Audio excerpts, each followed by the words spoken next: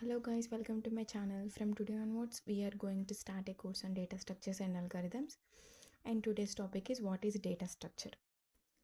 అసలు data structure అంటే ఏంటి? Data structure is a way of arranging data on a computer so that it can be accessed and updated efficiently. అంటే మనం data స్ట్రక్చర్ని use చేసి కంప్యూటర్లో డేటాని ఏ విధంగా అయితే స్టోర్ చేసుకుంటే మనకి ఈజీగా యాక్సెస్ చేసుకోవచ్చు అండ్ అప్డేట్ చేసుకోవచ్చు. దానికి మనం డేటా స్ట్రక్చర్ని యూస్ చేస్తామన్నమాట. డేటాని కంప్యూటర్లో స్టోర్ చేసుకోవడానికి. It is not only used for organizing the data but also used for processing, retrieving and storing data. డేటాని ఆర్గనైజ్ చేయడానికి కాకుండా డేటాని మనం ప్రాసెస్ చేసుకోవడానికి కానీ, రిట్రీవ్ చేసుకోవడానికి కానీ, డేటాని స్టోర్ చేసుకోవడానికి కానీ మనం డేటా స్ట్రక్చర్స్ని యూస్ చేస్తామన్నమాట. Next classification of data structure. Classification of data structure వచ్చేసరికి linear data structure and non linear data structure. Linear data structure అంటే ఏంటి అంటే డేటా అనేది లీనియర్ ఫామ్లో అంటే పక్కనే స్టోర్ అయి ఉంటుంది అనమాట. ఇప్పుడు ఎరేస్ తీసుకున్నాను అనుకోండి, డేటా అనేది పక్కనే స్టోర్ అయి ఉంటుంది. దాన్ని మనం లీనియర్ డేటా స్ట్రక్చర్ అనేసి అంటాం. నాన్ లీనియర్ డేటా స్ట్రక్చర్లో డేటా అనేది ఇట్లా పక్కన ఉంటుంది అనమాట. హైరార్కికల్ మేనర్లో కానీ ఇట్లా స్టోర్ అయి ఉంటుంది. అంటే సీక్వెన్షియల్ మేనర్లో కాకుండా హైరార్కికల్ మేనర్లో, నాన్ సీక్వెన్షియల్ ఆర్డర్లో ఉంటే దాన్ని మనం నాన్ లీనియర్ డేటా స్ట్రక్చర్ అనేసి అంటాం అనమాట. లీనియర్ డేటా స్ట్రక్చర్లో again static data structure, dynamic data structure.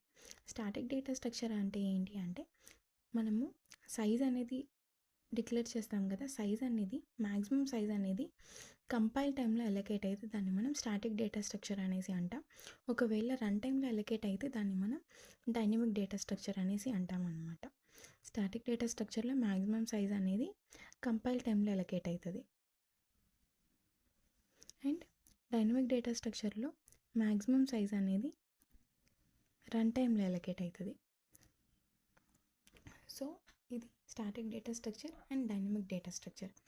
Non linear data structure వచ్చేసరికి examples trees, graphs.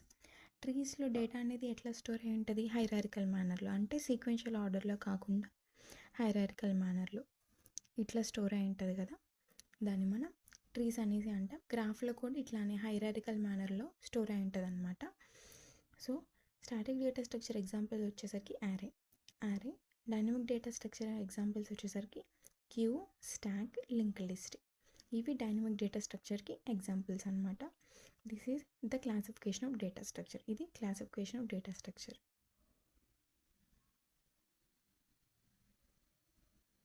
And next array. Array అంటే ఏంటి?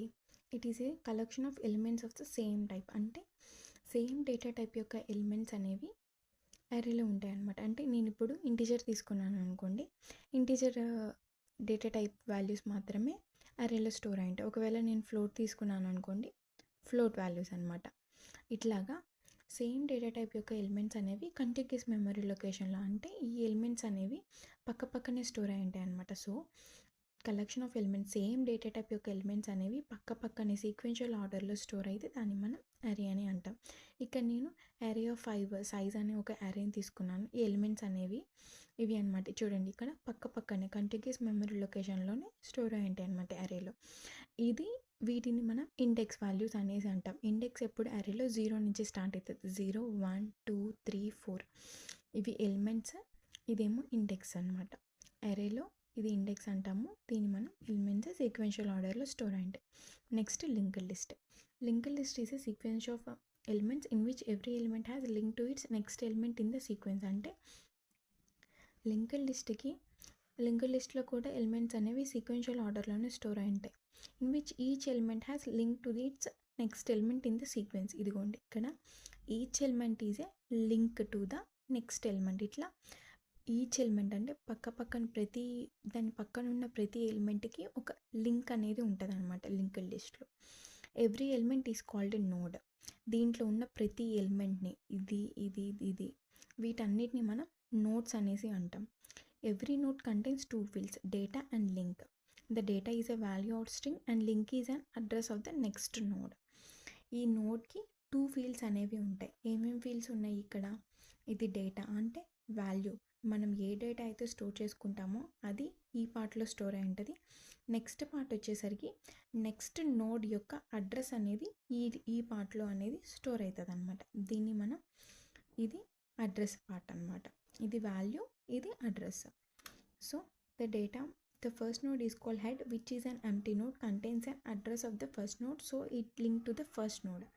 అంటే ఫస్ట్ నోడ్లో అంటే లింక్డ్ లిస్ట్లో ఏ లింక్ లిస్ట్లో అయినా ఫస్ట్ నోడ్ని మనం హెడ్ అనేసి అంటాం. ఈ హెడ్ నోడ్లో ఏముంటుంది, address of the first node.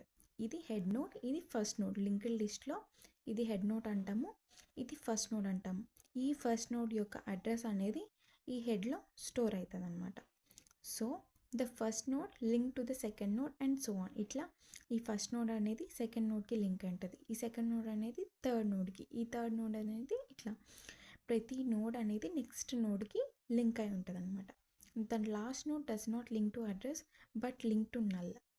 ఇది నేను లాస్ట్ నోడ్ ఉంటుంది కదా, దీని తర్వాత ఏ నోడ్స్ అనేవి లేవు, సో నెక్స్ట్ నోడ్ యొక్క అడ్రస్ స్టోర్ చేసుకోవడానికి ఏది ఉండదు. సో ఇది లాస్ట్ నోడ్ అడ్రస్లో లింక్లో అడ్రస్ పార్ట్లో నల్ అనేది స్టోర్ అయి ఉంటుంది అనమాట. So this is how the link list is.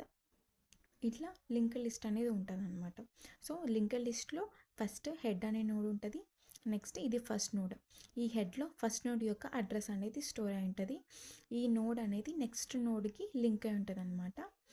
ఈ పార్ట్లో డేటాని స్టోర్ చేసుకుంటాము, ఈ పార్ట్లో నెక్స్ట్ నోడ్ యొక్క అడ్రస్ని స్టోర్ చేసుకుంటాము. సో లాస్ట్ నోడ్ వచ్చేసరికి ఏ వాల్యూ, నెక్స్ట్ నోడ్ లేదు కాబట్టి లాస్ట్ నోడ్ వచ్చేసరికి నల్ వాల్యూని స్టోర్ చేసుకుంటుంది అనమాట.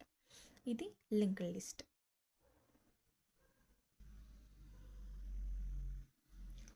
సో నెక్స్ట్ వచ్చేసరికి stock. A stack is a data structure in which additions and deletions are made at the top of the stack. Stock అనేది ఒక డేటా స్ట్రక్చర్. ఇది స్టాక్ అనుకోండి.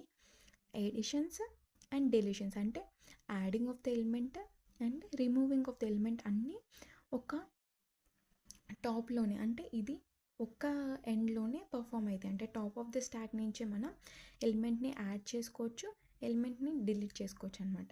Adding elements into the stack is known as push. మనం స్టాక్లోకి ఎలిమెంట్స్ని add చేయడాన్ని మనం push operation అనేసి అంటాము.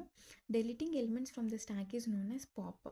అంటే ఎలిమెంట్స్ని డిలీట్ చేయడం, అంటే ఈ స్టాక్లో ఎలిమెంట్స్ని డిలీట్ చేస్తాం కదా, దాన్ని ఆ ఆపరేషన్ని మనం పాప్ అనేసి అంటాం అనమాట. నెక్స్ట్, సో ఇదేంటి టాప్ అంటే ఆల్వేస్ స్టాక్లో ఎన్ని ఎలిమెంట్స్ ఉంటాయో దాంట్లో టాప్ ఆఫ్ ద ఎలిమెంట్ ఉంటుంది కదా, దాన్ని ఎప్పుడు ఈ టాప్ అనేది పాయింట్ చేస్తూ ఉంటుంది అనమాట. సో స్టాక్లో push operation, pop operation, top, ఈ మూడు అనేవి, ఈ త్రీ అనేవి చాలా important. Next queue. A queue is a data structure in which additions are made at one end and deletions are made at the other end. అంటే స్టాక్లో ఏంటి, editions కానీ డెలిషన్స్ కానీ వన్ ఎండ్ నుంచే మనం పర్ఫామ్ చేయొచ్చు, కానీ క్యూలో మాత్రం అట్లా కాదు. ఎడిషన్ అనేది మనం నార్మల్ క్యూలో లానే మనం ఎట్లా ఎండ్ నుంచి అంటే లాస్ట్ నుంచి ఎలిమెంట్స్ అనేవి యాడ్ అవుతూ ఉంటాయి, ఫ్రంట్ నుంచి ఎలిమెంట్స్ అనేవి డిలీట్ అవుతూ ఉంటాయి అన్నమాట. So adding elements into the queue known as insertion at rear. అంటే మనం ఎలిమెంట్స్ని ఎక్కడైతే ఎంటర్ చేస్తామో దాన్ని మనం రేర్ ఎండ్ అని అంటాము. Deleting elements from the queue known as deletion from front. అంటే డిలీషన్ ఎక్కడి నుంచి డిలీట్ చేస్తామంటే ఫ్రంట్ ఎండ్ నుంచి మనం ఎలిమెంట్స్ అనేవి డిలీట్ చేస్తాము, రేర్ ఎండ్ నుంచి ఎలిమెంట్స్ అనేవి మనం యాడ్ చేస్తామన్నమాట. ఇది క్యూ. ఇట్లా క్యూ అనేది పర్ఫామ్ అవుతుంది. So in this topic we have discussed about what is data structure and array అంటే ఏంటి, linked list, stack, queue. These are all the topics మనం ఈ వీడియోలో మనం డిస్కస్ చేసాము. సో నెక్స్ట్ వీడియోలో ఏంటంటే బేసిక్ ఆపరేషన్స్ ఆన్ ది అరే అనేది నెక్స్ట్ వీడియోలో నేను ఎక్స్ప్లెయిన్ చేస్తాను. సో ఇట్లాంటి మోర్ వీడియోస్ కోసం please do subscribe to my channel. Thank you so much.